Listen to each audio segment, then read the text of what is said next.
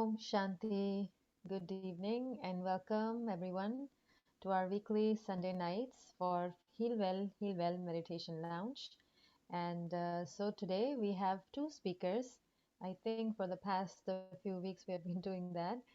And so we have Dr. Kanishta Agarwal. She was a pediatrician and she has done PhD in mind body medicine, and she has been practicing Raj Yoga meditation for last 20 years. And also Dr. Shwetank Agarwal, who is a cardiac anesthesiologist and he an intensivist, and he has been practicing in Augusta, Atlanta area. And he also has an experience for the last 20 years of Raj Yoga meditation, and both are husband and wife and have been giving services for Brahma Kumaris in South Carolina and Augusta area. So today both of them are going to have a dialogue on food and mood and how it is related. I'm also curious to know. So let's welcome both of them, Dr. Kanishta Agarwal and Dr. Shwetank Agarwal. Welcome.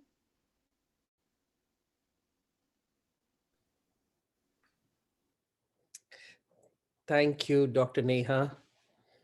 Yeah, I am excited about this session as well because I am the one who will be asking the questions and I'm going to elicit all these lovely answers from Kanishta. So let's dive in, Kanisha. And this is an interesting topic, interesting theme that you chose, happy food, happy mood. And I'm curious as to what inspired you to choose this topic. I know that sometime back you had presented on all the different things that happened as you healed through your own pain and whatnot. And I'm wondering, was food a part of your healing process? And was that the reason that you chose this topic?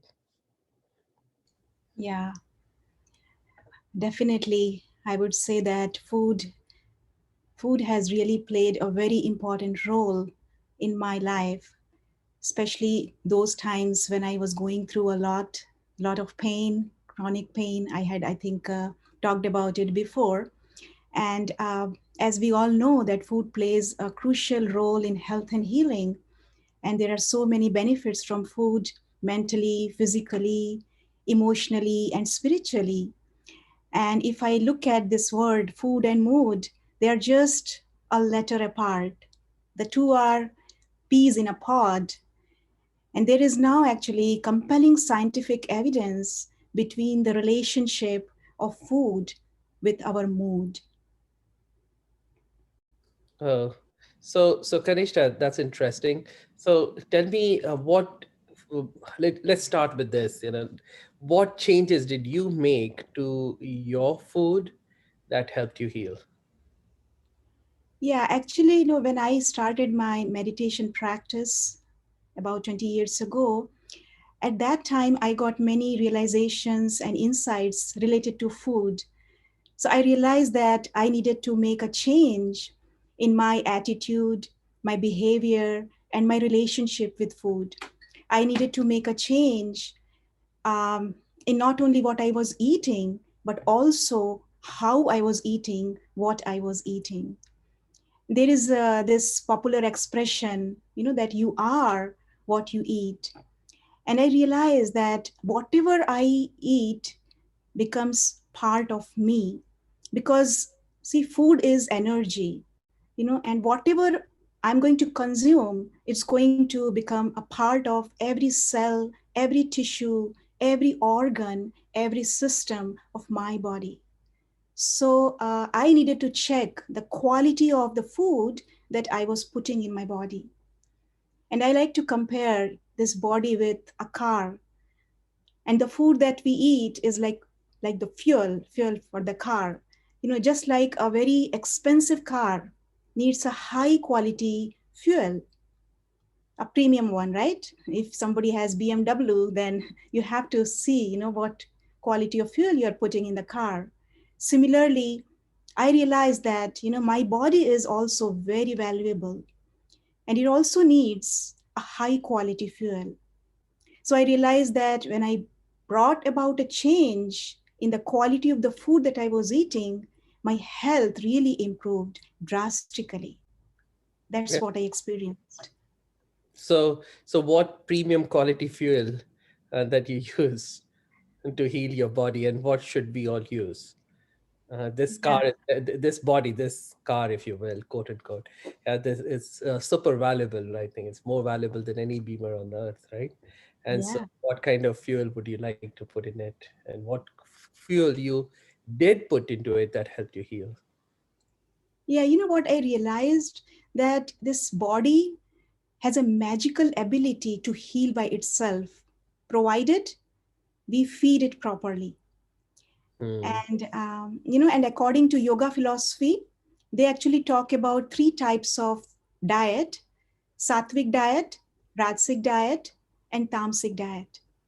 And sattvic diet, if we look at the sattvic diet, actually this word sattvic, it is derived from the Sanskrit word sattva, and which means pure, clean, life-giving. So Hmm. this sattvic diet is actually, high energy, high nutrient dense food, which enhances longevity. It actually promotes a life expectancy of 100 to 150 years. Wow. Actually, yeah, actually it is recommended. This diet is recommended for saints. It is Interesting. so, yeah, it is pure and balanced diet. It increases our energy, produces happiness. It brings about calmness, mental clarity. So in a way we can say that it brings us close to our natural quality of lightness, and it helps us experience, our the peace that is inside each one of us. And also it reminds us of our inherent goodness. So that is why I like to call this diet as Satoguni diet. This word Satoguni, yeah. So there are two words here, Sat and Gun. Sat means seven, and Gun means virtues. So if we consume this Satoguni diet, it will help us manifest this seven virtues of the soul, which are peace, love, happiness, truth, power, purity, and bliss. Hmm. So, do you think there is any resemblance or any connection with a rainbow, the seven colors? Is that why the food they talk about now to have rainbow colors on your plate? Seven, Yeah, I seven think colors. they got this rainbow diet. They got it from this, ancient thing that they talk about, Satoguni diet. So I feel that the different colors of vegetables and fruits on our plate, they provide us, they actually stimulate the soul, the qualities of the soul. So that's why there are so many studies which say that, that when you eat fruits and vegetables, and then you feel more happy, you become really very active, agile. So these vegetables and fruits, they really help us, feel that way. Yeah, But but on the contrary, now the American diet it yeah, doesn't provide that, right? yeah, actually, I was thinking about it. They call as a standard American diet. And if you look at this word SAD, The acronym, yeah, the is acronym, yeah, it's AD. really making people sad actually, because it is mainly, what it is composed of is mainly processed food, all those the pizza and burger and all those things, and that causes a lot of inflammation. That's the that's the cause of so many illnesses in today's world. And the animal sources of diet, right? And Yeah, that's what is killing quite a bit, and that probably will go into the other two types of diet you were sharing, right? Rajsi or tamasic. Would you like yeah, to go into that and help us yeah. understand? Right. So Rajasic diet is mainly, that type of diet which is kind of salty and hot and kind of fried food. All those things, they come under this category. Processed food, and they make the person feel very angry, and so those negative things, they come up when somebody eats Rajasi diet. And on the other hand, the tamasic diet is actually also similar to Rajasic in the sense that it also makes the person kind of lowers the energy of the person, makes the person lazy and sleepy. And it also enhances anger and the criminal tendency. It actually impedes spiritual progress. And the life expectancy is also low, in those people who kind of take these kinds of food. It is really bad for health. And this diet actually, it includes all those And um, animal food. Yeah. yeah. Right. What And else? also onions, certain food also, certain vegetables also are included in this category, like onions and mushrooms and garlic and high fat fried food, too much sugar, too much salt, so all these are they're really they're tamasic food. Yeah, so the standard American diet definitely has a lot of tamasic food in it. And so, can you help us understand from a scientific viewpoint how this is really damaging to the body?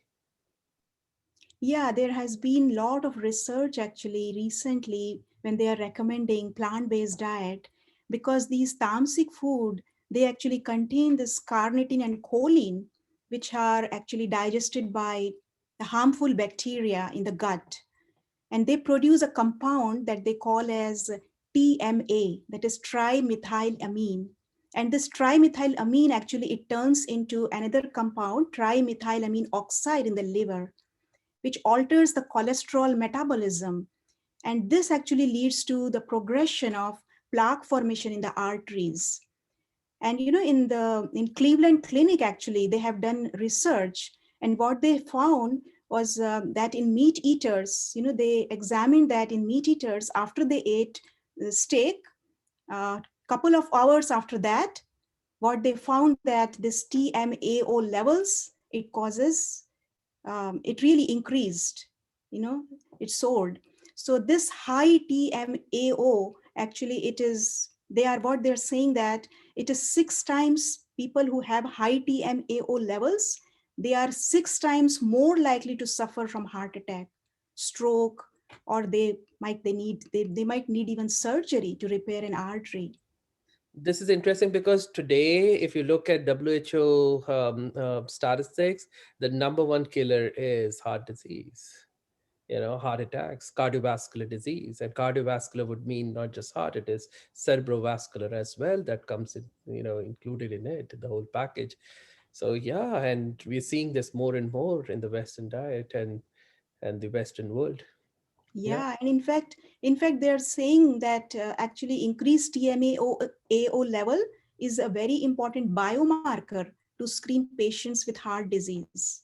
Even what they're saying that, even if somebody's cholesterol level and blood pressure is low, but if they have high TMAO blood levels, that points to an increased risk of heart disease. So that was a very, it was a new finding that they have come up with. Interesting, interesting. So, really speaking, animal protein in general is not a good protein for the body. Is that so? The human body is not designed for consumption of animal protein. Is that right? Yeah, actually, you know, our digestive system is actually 24 to 30 feet, about 24 to 30 feet long. And animal protein stays in the intestine, this long intestine, for a long period of time, actually. It's not digested properly. And if the food is not digested properly, the animal protein is not digested properly, then it causes what they are calling as leaky gut. Leaky gut, that is due to the increased intestinal permeability. Because of this increased intestinal permeability, the bacteria and toxins and chemicals, they are actually able to leak through the intestinal wall. And then these chemicals, then they enter the bloodstream, and then they cause a lot of inflammation in different parts of the body. And that's why they're relating this leaky gut with the autoimmune diseases that are so common in today's world. Yeah. Okay. So, Kanisha, there are a lot of questions coming in, and we will definitely try to get to those, at least to some of those. And I hope that during the session, during this conversation, many of your questions will be answered automatically. So hold on, and I'm sure you'll get your answers. So we'll continue. Yeah, I agree. I'm finding more and more evidence, as I read more literature, regarding food and diseases that we see in the world out there now. And what I wanted to even say about this food thing was, this interesting connection between the gut and the brain, right? Because there is this gut-brain connection, which is something new that has been introduced in the past few years, and in a way, we are calling the gut as the second brain, Yeah, right? And because the gut has such profound numbers of neural connections. In fact, they have found that we have more neural connections in the gut than the brain itself. And right. That's so so yeah, true. Yeah, and so in a way, what science is realizing is there is a very intimate gut brain crosstalk that is happening, almost as if there is some degree of quantum entanglement, yeah, between the gut and the brain. And which means that if the gut is not happy, yeah, the brain cannot be happy, and brain is connected to the mind and the self. And so the self will not be happy either. If we consume food which is not happy food, if you will, sattvic food, then the gut won't be happy, and then we yeah. won't be happy, And I right? think I forgot to tell about the sattvic food. The sattvic food actually it mainly contains it is composed of fruits, vegetables, fresh fruit, fresh vegetables, and sprouts, legumes, beans, seeds, nuts. All these they come under this category of sattvic food. Or anything that you prepare, even you are cooking it, it is fresh. Then you can say that it is sattvic food.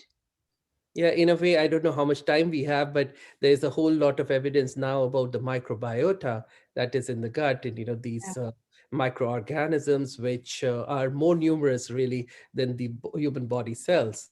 And so we, in a way, they say that we are more bacteria than human, right? And so if those intestinal bacteria are not happy, then we can't be happy, right? And because they don't allow the right kind of nutrition to be absorbed, and so on and so forth.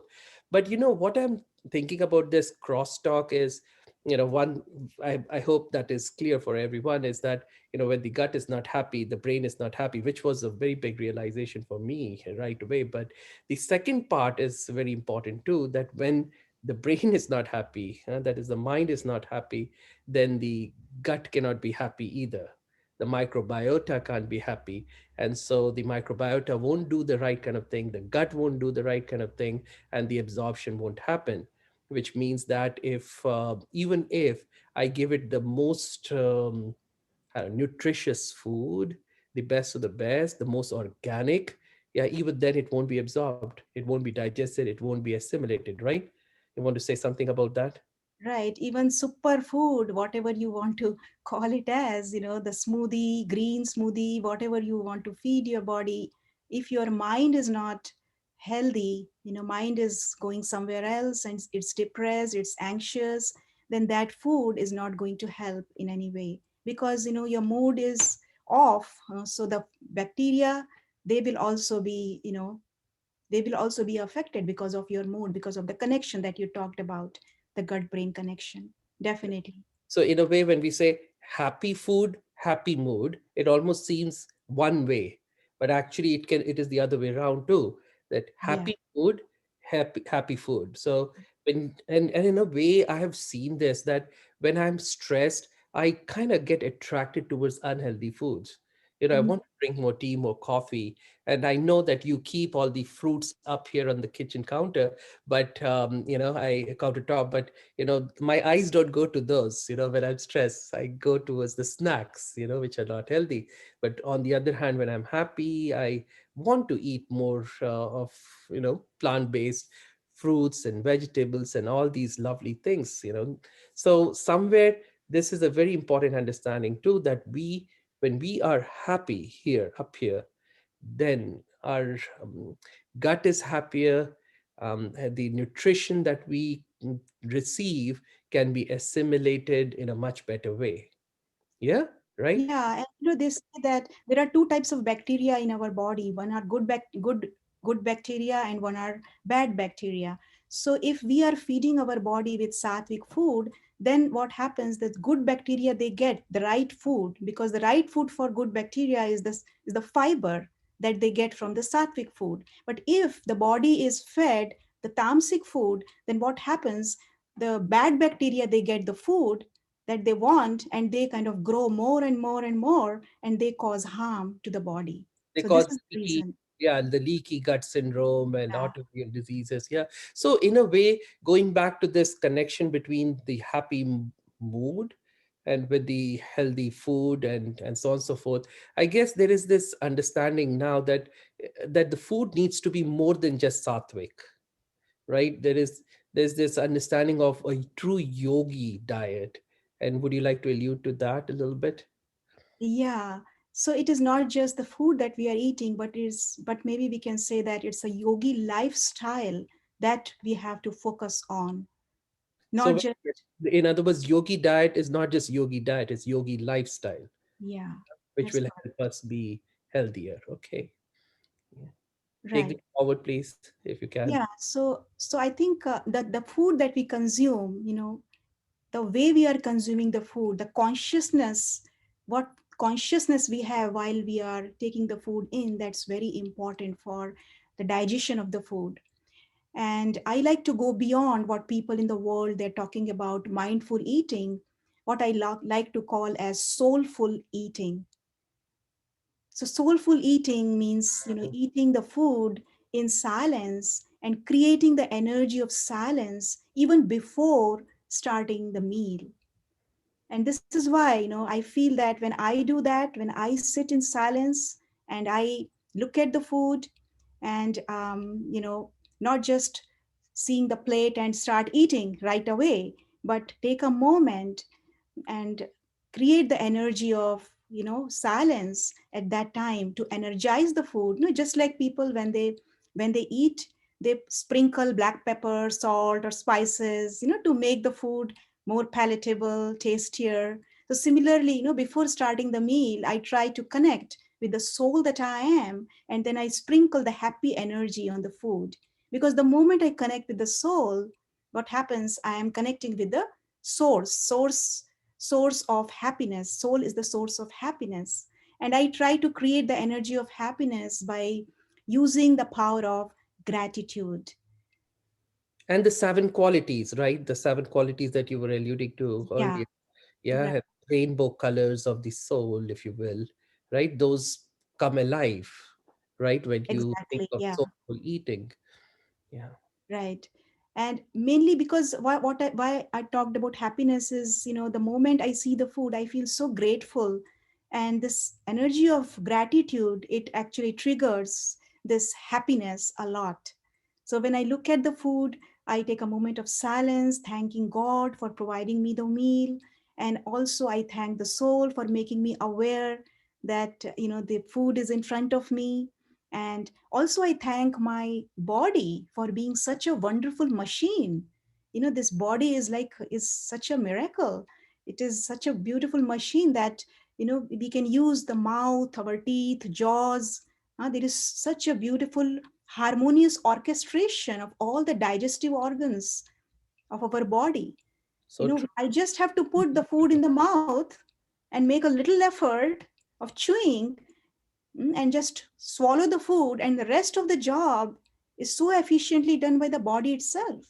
The Yes. stomach, intestine, pancreas, liver, all the internal organs, they work in such unison, and they digest and they absorb the nutrients, and then whatever is not needed, that gets eliminated. Did you And say also, thanking God? Did you say thanking God? No, I didn't. yeah. Yeah, you did. You okay? Yeah. So I Thank. thank God, and also I like to thank the Mother Nature for producing, this life-giving, life-enhancing plants, trees, and for making my food plate so colorful and nutrient dense. And also I like to appreciate all those people who were involved in handling the food. those farmers who grew the food, those who harvested it, packaged it, transported it, delivered it, and especially those who actually cooked the food for me. So I Right. bring all those people in my, my mind. And when I feel, that way, I create those thoughts of gratitude. I start to feel that, I begin to salivate. And this saliva is so special. I feel at that moment that this saliva not only contains the digestive enzymes that the body produces at that moment, but it gets powered with that energy of happiness that the soul releases, in response to that, those thoughts of gratitude.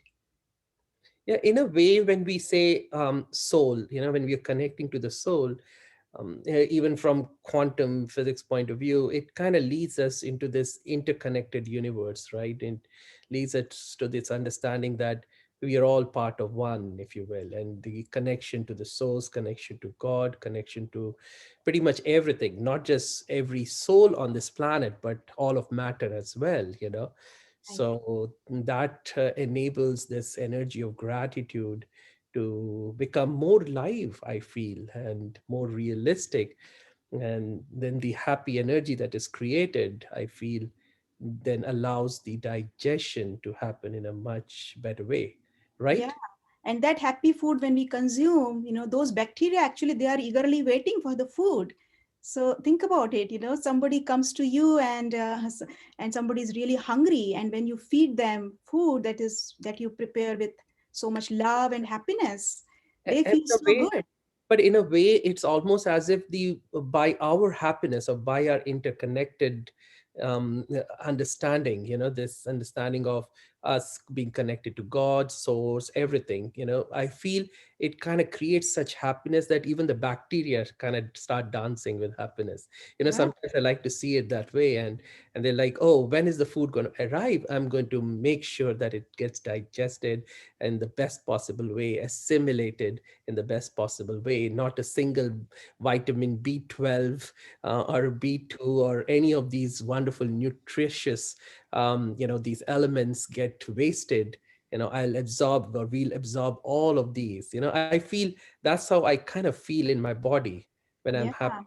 And I That see them as my dear and near friends, because they are the ones who are really doing a lot for my body. Because what happens when the food passes through stomach and intestine, sometimes the food is not properly digested. Like I said before, the fibers, they are not digested properly. So these bacteria, they jump in and then they try to digest and absorb the food, and then that really helps. Actually, they produce this short chain fatty acids, mainly butyrate, and that is really very helpful for the immune system of the body, and especially the integrity of blood brain barrier is maintained because of this production of short chain fatty acids. So they really are our very good friends because they do so much for us.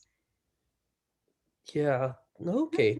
That's awesome. All right. So when we talk about yogi lifestyle, the happy energy, the creation of gratitude, the thoughts of gratitude when we are like, consuming food.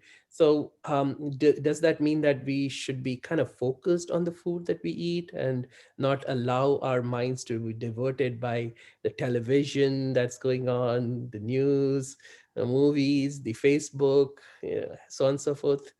Um, Yeah, actually, it is not just about eating in right consciousness, but also it is so important how, wherever you are eating, what is the environment of that place. The environment also has to be in silence, because if I am eating in that place where my attention is on television, or maybe, I am checking my cell phone and then eating. So it is as if, I'm disrespecting the food, not by not giving attention, not paying attention to the food. And when I create that energy of gratitude, in silence, that actually helps us, that helped me actually, it helps me create that respect in my heart towards the food. for sure, there is not much respect for food in today's world, right? I mean, people all enjoy food, but if there is true respect, then people wouldn't be wasting. You see so much of food being bought in in bulk, and then so much is Yeah, wasted, especially in America. It's heart wrenching to see how much is wasted. And so I think if we create this energy of gratitude, like you're mentioning, which will allow respect also to be created, we'll be focused on food, and we won't want to throw it away. Yeah, right. That is so true. yeah. So shall we go further into what I feel? It's not just the consciousness with which we eat food, yeah, that kind of creates the yogi diet, but also I feel how it has been cooked, right? Yeah, the cooking in that consciousness, your mind, if your mind is very peaceful, very happy, you are putting that pure, peaceful and happy energy in the food. And that is so important. If somebody is preparing food with the energy of anger or maybe is very depressed, then that energy is actually absorbed by the food. So that's very harmful. So it's so important to really pay attention to our state of mind while we are cooking. So that is another aspect of yogi lifestyle. So Cooking, when we eat in cafeterias and all, the food probably, we're not sure what consciousness was happening, if you will, in the person who was cooking, in the chef, right? right? It was being prepared, and so it's important that, I think, if I'm not mistaken, we had gone to Cleveland Clinic, right? And they have created this integrative medicine huge campus, and they were talking about how they're teaching patients how to cook their own food, right? Yeah, I also remember. Yeah, And there was this gentleman who was sharing that there are people in their whole lifetime, like uh, they have lived 70 years of their life, and they have never ever cooked a meal. hmm, Yeah. And so when you eat food like this, then definitely the energy will be negative. Yeah. And then so cooking, but I feel also yogi diet is about more, right? It's about how I'm earning the money, if you will, yeah, to that is give. also very important, right? Yeah, if the money is earned um, in a wrong way, by fooling someone or through greed or by evading taxes, or maybe harming others, then that also create, that is not a happy state actually. The mind is not healthy. Mind is filled with greed, with negativity. So that is that we can say that it is it does not allow the person to be really positive, and that impacts food. So in a way, clean money, clean food, right? Or Yeah, healthy food. So in a way, what I am beginning to understand over these many years is that a life of virtue has to be created. A virtuous lifestyle. A true yogi lifestyle is a virtuous lifestyle. Where it's free from greed and stepping on other people's toes and fighting for more and more. And um, and it's never ending for many of us. In this world of consumerism, and that pulls us more towards itself. And it becomes almost like a slippery slope, and you keep on wanting to earn more and more, not knowing that you're kind of doing sometimes dishonest ways or means to earn money. And when you use this money to procure food, even if you have cooked it in soul consciousness, if you will, right, the soulful kind of experience while cooking, you're having that soulful experience, the gratitude while you're consuming, still it won't really help that much, right? yeah, Mm, that's correct. Yeah. yeah. So I guess that's what we wanted to share in this session. We have quite a bit of questions and comments. We could take those a little bit right now before we go on to doing a little bit of meditation. Yeah, And I think you have that slide also that you would like to share with everyone. yes, That's we a summarize. Yeah. summarize. Yeah, we thank you for reminding. And as soon as we look at some of these, I guess some people are asking that, how about mushrooms? How about onions and garlic? And I just wanted to allude to that um, on one hand, they may be, and I'm not denying that, that they may be good for the body, but are they good for the mind? And what we are realizing now, and as this is ancient wisdom, this is Vedic philosophy, this is the old, the sayings of those times. It's all that information, and even in Ayurveda, there is a lot of mention of all this, is that these foods are stimulants. And when the mind is stimulated too much, then it is kind of followed by a depressed state. And we are seeing this even with alcohol or coffee, teas, and so on and so forth. So when this kind of excitement, depression happens, the mind is not stable, the mind is not happy. And so again, if the mind is not happy, yeah, then, or the brain is not happy, then the gut cannot be happy, and it won't absorb the nutrition that you want the gut to absorb. So while it may be, again, while it may be healthy for the body, but it's really not in the long term healthy for the self, healthy for your own spiritual growth, healthy for your mind, healthy for your entire life. All right. And so, any other questions? Yes, I agree. Vegetables are good for the body. Heart disease is the leading cause, and but in Indians, yeah, in India, somebody had said that, right? That India, there are not too many meat eaters. But again, in general, the stress, is so profound that it doesn't allow the mind to be happy. And again, if the mind is not happy, then the gut cannot be happy. So it's the whole package. It's not just the food, but also our state of mind, Exactly. right? And is there anything else that I'm missing? And so, yeah, yeah, I think that should be enough. And let me share the PowerPoint. Let me open it. It's right here. The take home message. Mhm. Yes.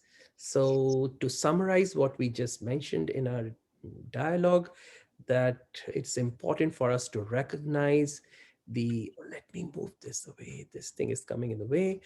Recognize the preciousness of your body. Such a special gift from the Creator needs quality care. Just like premium fuel is needed for any expensive car, the vehicle of our body needs high quality food to run efficiently. And Sattvic diet has been considered as the highest energy food by the ancient yogis. It keeps the gut happy. Therefore, our food should be as sattvic as possible. And then we talked about the gut brain crosstalk. When the gut is happy, the brain, and therefore we are happy. And when the gut is happiest when it is given the sattvic diet. Also, when we are happy, the gut is happy and absorbs the most nutrition. So we have to make sure that we are happy. And for that, we have to create a yogi lifestyle. So yogi food is many steps above and beyond a sattvic diet, which emphasizes a whole lifestyle overhaul that enables us to be happy all the time.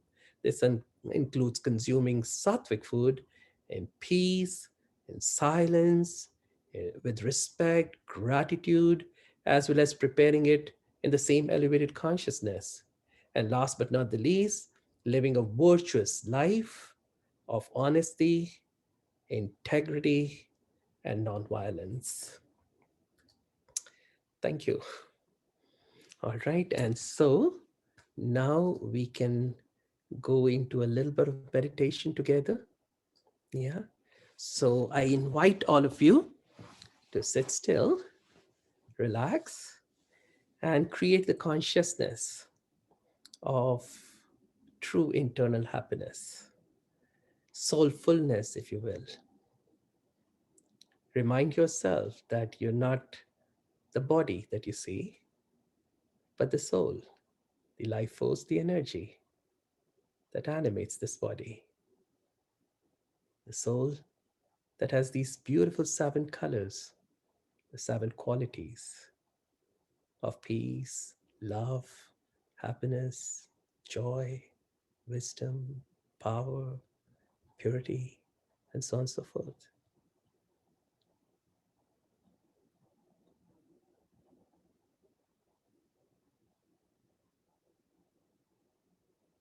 And this soul is connected to everything and everyone in this whole universe.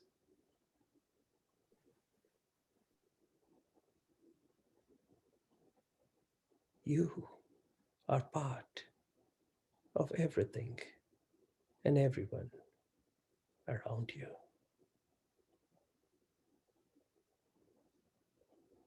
In this moment, as you stabilize yourself in the consciousness of you being a soul, you feel a deep connection with the source, with the highest energy of the universe, God Himself.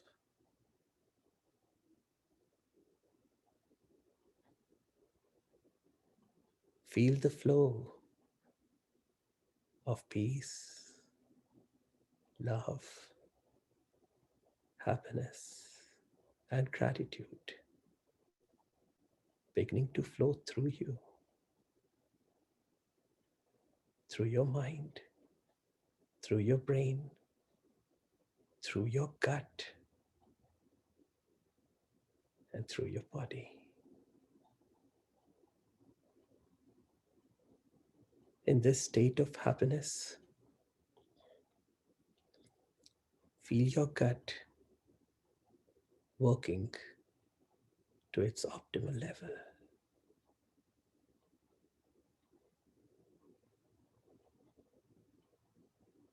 better than you could have ever imagined. See all those beautiful bacteria, the wonderful microbiota that you carry within you, in your gut, becoming happy as well with your happy energy. Feel as if your entire gut has gotten lighted up.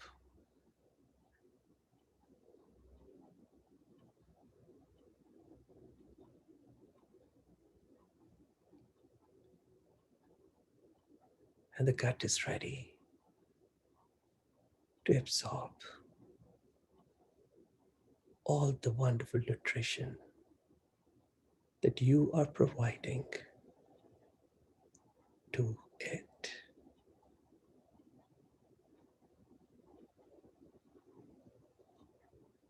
And in this moment, you also feel a deep sense of gratitude for your food, for Mother Nature, towards God,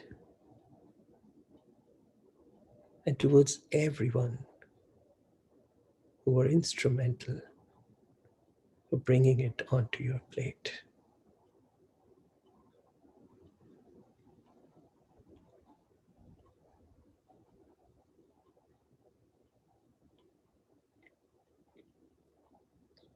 See the nutrition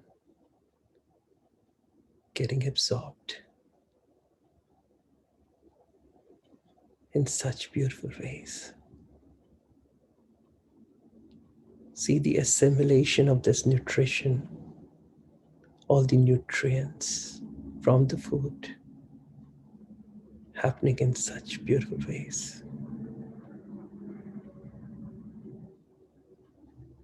helping you create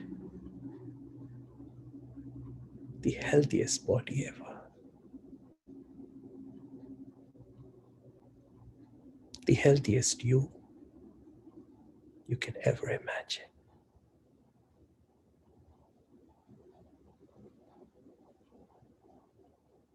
Oh, Shanti.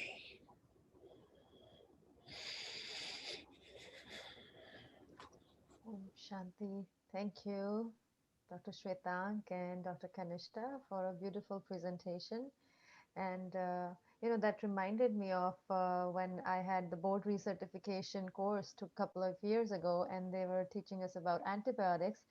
And they told us this information that 60% of the antibiotics in our country is consumed by cattle. So I was amazed by that. And how I learned today that sattvic diet is vegetarian, but a vegetarian diet might not be sattvic because it has all the processed food and it might have all the sugar. So thank you for giving us all those insights. Thank you, everyone. And we'll see everyone next week, same time, 8 p.m. Thank you and have a good night. Om Shanti. Thank you, Dr. Thank Neha. you.